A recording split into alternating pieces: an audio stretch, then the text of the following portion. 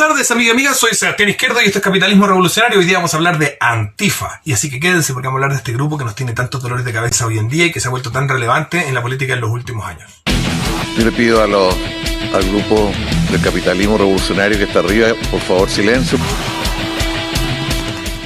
La acción antifascista surgió originalmente como un grupo de choque del Partido Comunista de los años 20 en Alemania. Su misión era combatir verdaderos nazis, tropas de las SA, chicos que usaban camisas pardas, cinturón terciado y que iban por las calles alemanas de la época golpeando judíos, comunistas y personas con problemas mentales. Pero estos, a pesar de ser reconocidamente comunistas, no son los antifas que conocemos hoy en día. Antifa hoy es un grupo de veganos y homosexuales, personas llenas de parafilias que pertenecen a las clases medias altas y a la alta burguesía.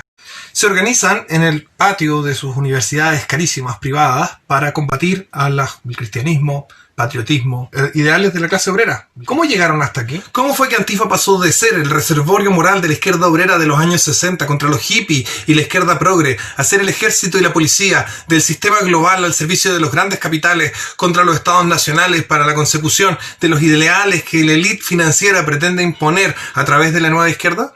En este video les contaremos la historia. En los años 60 y en plena Guerra Fría surgían en Europa los primeros destellos de lo que hoy se consideraría marxismo cultural o nueva izquierda. Desde las aulas de las grandes universidades francesas y alemanas surgían ideas que hoy no son cotidianas.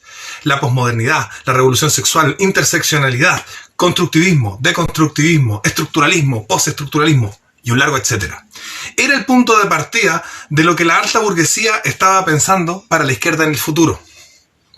Desligada de las atrocidades del estalinismo y las dictaduras autocráticas de la ortodoxia marxista-leninista, que en esa época ocupaban más de la mitad de la superficie de población del planeta, los ricos europeos querían una izquierda más liberal, cuyo espíritu crítico no solo se enfocara en los aspectos económicos como el capitalismo, sino que además critique y desmantele cualquier forma de poder para así lograr una orgía libertaria de moralidad deconstruida y relativismo total. Estos ideales calzaban perfectamente con el estilo de vida de la burguesía europea de la época. Con diferencia de España, aún en el régimen franquista, las clases dominantes de toda Europa habían rechazado la religión y se habían vuelto al libertinaje de una vida de excesos, lo que desembocaría en las distintas variantes del movimiento hippie y el mayo francés. Aunque a usted le parezca inverosímil, este fue el enemigo del movimiento Antifa en sus segundos orígenes. Los jóvenes de las clases obreras de la Europa occidental de los 60 se habían criado con las hazañas de los grupos de resistencia contra la ocupación nazi en todo el continente. De ahí que sus modas a la izquierda del espectro fueran básicamente imitar las izquierdas obreras clásicas de hace 2 décadas en su lucha contra el fascismo. Pero, ¿qué fascismo? El fascismo había sido ampliamente derrotado y quedaban de este solo grupúsculos muy reducidos. ¿Cuál era el enemigo de las luchas obreras en ese momento? ¿Cuál era el enemigo de la dictadura del proletariado? ¿Cuál era el enemigo para derrotar al capitalismo? Pues la nueva izquierda. Es por eso que el movimiento Antifa se caracterizó en los años 60 y hasta mediados de los 70 como grupos radicales de izquierda ortodoxa que atacaban a los hippies y miembros de la izquierda progre para abrir paso a la lucha con los viejos estandartes como Bakunin, Marx, Lenin, Trotsky, etc. El cambio va a ocurrir hacia los años 70 y 80, donde la aparición sistemática de grupos neonazis, tanto en Europa como en Argentina y los Estados Unidos, va a llevar al movimiento Antifa a honrar su nombre, enfocándose casi exclusivamente a combatir a los neonazis y dejaron su lucha contra la nueva izquierda de lado. Eso les permitió crecer. Con la aparición de las tribus urbanas como los punks y los skinheads, tanto los neonazis como los antifa comenzaron a financiar sus organizaciones por medio de la música, tocatas, camisetas, etc. El asunto ya era una moda y el dinero comenzó a fluir. En respuesta a la creación de grandes internacionales neonazis como Blood and Honor y Combat 18, Antifa también crearon grandes grupos de carácter internacional como CHARP, Skinheads Against Racial Prejudices y RACH, Red and Anarchist Skinheads. Aunque ambos grupos llevan en el nombre la palabra skinhead en sus letras, ambos incluían muchos punk metaleros y gente de otras tribus urbanas. Antes de continuar, debemos analizar la diferencia que existe entre los nazis originales y los neonazis, porque esto también influye en el cambio en el movimiento Antifa. Las SA, dirigidas por el amigo personal de Hitler, aunque también su rival en el partido, Ernst Röhm, no eran aquello que la gente se piensa ni mucho menos lo que los nazis actuales creen que eran. Las SA y el partido nazi en general era un nido de homosexuales y drogadictos. No estaban contra la inmigración, sino todo lo contrario. No estaban contra la pornografía, ni contra beber en exceso, ni contra la homosexualidad, ni contra el travestismo, ni contra el vegetarianismo, etc. Todas estas cosas eran practicadas abiertamente por los enemigos originales del movimiento Antifa, es decir, los nazis. El neonazi, por el contrario, parece tener una postura más conservadora. Ha sido bombardeado toda su vida con la idea de que el nacionalsocialismo es una ideología de extrema derecha que está contra los inmigrantes y los homosexuales, etc. El neonazi moderno es más bien un conservador extremo, confundido y algo idiota o inmaduro, dependiendo de la edad. No calza en ningún caso con la cultura, actitud y forma de ser de los nazis originales. Lo único que le va quedando es el corporativismo, algunas críticas al sistema capitalista judío y racismo. Toneladas de racismo. Entendido este cambio, podemos continuar nuestro relato. La lucha contra los grupos neonazis en los años 80 y 90 le dio a los colectivos Antifa una notoriedad inesperada, que los llevó a conseguir grandes subvenciones y dineros para sus agrupaciones culturales y ONG, y demás máscaras para su trabajo pandillero y terrorista. También les permitió agrandar su influencia y militancia a la práctica totalidad de los países del orbe. El dinero que fluía lo hacían tanto y en cuanto hubiera nazis que combatir, pero pronto los neonazis maduran, dejan su adolescente postura inicial y comienzan a construir estructuras políticas serias y maduras en la derecha y en la mal llamada tercera posición, que es básicamente una izquierda conservadora. Recapitulemos entonces. La tercera era de los Antifa y su era dorada consiste en una era donde se enfrentan a grupos ampliamente perseguidos por el sistema, los neonazis, y Antifa contaba con el apoyo de la totalidad del sistema. Gobiernos como del cristiano-demócrata unido de Alemania, centro derecha, vertían y vierten enormes cantidades de recursos Antifa. La KGB y el Kremlin los llenaban de dinero. Distintos municipios del mundo les hacían entrega, y les hacen entrega, de lugares para sus shows musicales y sus talleres de defensa personal. Mucho de esto sigue siendo así. Por otro lado, su contraparte, los neonazis, eran perseguidos, investigados, sus familias amenazadas con armas, muchos de ellos torturados, y sus tocatas prohibidas, su música ilegalizada y muchas veces grabada y producida al interior de recintos carcelarios. Era evidente que Antifa ganaría esta batalla, pero eso haría que Antifa perdiera su esencia. Se vendieron y se hicieron parte del sistema. Es importante entender que los colectivos Antifa no tienen una organización centralizada, pero sí tienen liderazgos claros basados en la antigüedad y las proezas que uno de sus miembros haya realizado en nombre de la causa Antifa.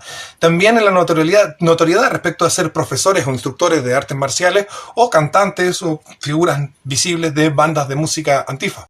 ¿Y qué pasó entonces? Bueno, Antifa, ya convertido en un negocio / moda, de pronto se quedaron sin nazi. Y no podían, porque habría sido suicida, atacar de nuevo a su enemigo original, que era la nueva izquierda, dado que ahora esa nueva izquierda ocupaba y tenía mucho poder en esas mismas instituciones que financiaban al movimiento Antifa. Por lo tanto, Antifa decide conseguir un nuevo enemigo que sería la derecha. En este proceso de 20 años que lleva a los Antifas a cambiar de enemigo, porque los nazis desaparecen, y dejar a la izquierda obrera ortodoxa para abrazar lo que en comienzo era su enemigo, la nueva izquierda, los factores son claros. 1. El neonazismo que varía desde el nazismo original a posturas más conservadoras. 2. Un negocio de las ONG y colectivos montado en torno a los subsidios con el poder del sistema global, entre paréntesis ONU, Amnistía Internacional, etc. 3. El fortalecimiento de las ideas de la nueva izquierda. Y 4. La desaparición del enemigo nazi. El último punto que nos lleva a la situación actual de Antifa es el resurgir de la verdadera derecha. Durante un periodo copado por el consenso neoliberal socialdemócrata, apareció el Internet, un lugar donde las ideas que estaban eliminadas del discurso político normal podían entrar a discutir y competir. Libertarios, capitalistas, populistas patriotas, conservadores, clásicos, fascistas, etc., entraron a poner sobre la mesa sus ideas y plataformas, dando lugar, al cabo de un par de décadas, a una nueva, fortalecida y verdadera derecha, con la cual comenzó a alcanzar el poder en distintos países del mundo a partir de la segunda mitad de la década de 2010. Esto ya gira completamente la situación. Las élites globales, ya en control de los principales líderes y medios de comunicación Antifa, en dominio de las universidades que se habían convertido en el espacio natural de reunión de los Antifa, y el control de los medios de comunicación tradicionales, deciden que es hora de acabar para siempre con los sexos. Hombres y mujeres son cosa del pasado. Acabar para siempre con los países, las fronteras, la democracia, la república, las banderas, los himnos, cosa del pasado. Y la hora de acabar para siempre con la religión, Dios, Jesús, Cristo, la Biblia, cosa del pasado. ¿Cómo guiar entonces a sus soldados antifas a destruir todo eso? Pues llamándolo nazi. Todo eso es nazi y punto. Y esas son las absurdas teorías que hoy barajan los colectivos antifa, directamente bajados de sus multimillonarios jefes en las sombras. Amar a tu país es nazi, ser hombre o mujer es nazi, creer en Dios es nazi, comer carne es nazi, ser policía es nazi, etc.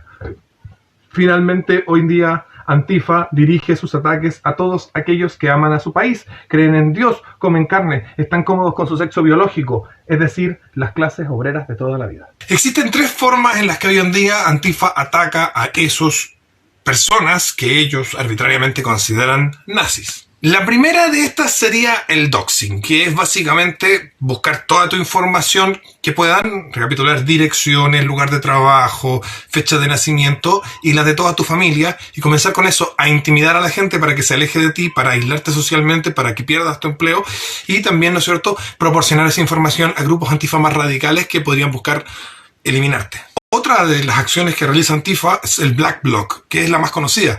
El Black Bloc es básicamente un montón de jóvenes Antifa que, vestidos completamente de negro y con sus caras tapadas con capucha, comienzan a poner barricadas y destruir propiedad pública y privada durante una protesta, o a veces no.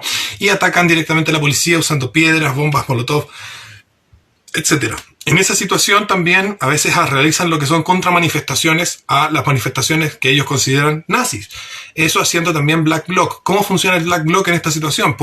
Se ponen todos vestidos de negro como una especie de masa deforme de gente vestida de negro y arrojan cosas hacia la masa de personas de la manifestación nazi, poniendo en primera fila a mujeres para que provoquen a los otros manifestantes y así ser golpeadas sin que se sepa que eran mujeres, dado que estaban completamente tapadas, y poder culpar y decir los nazis le pegaron a una mujer, los nazis, comillas.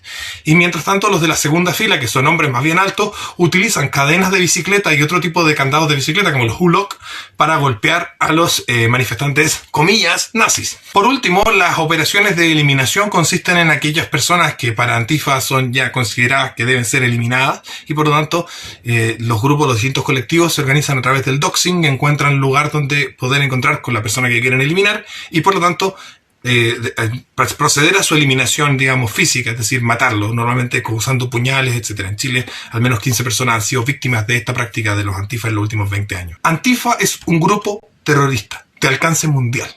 Su objetivo es atemorizar a las personas que se oponen a la élite financiera global. Sus planes son los de la élite global. Su fuerza es la de todo el sistema.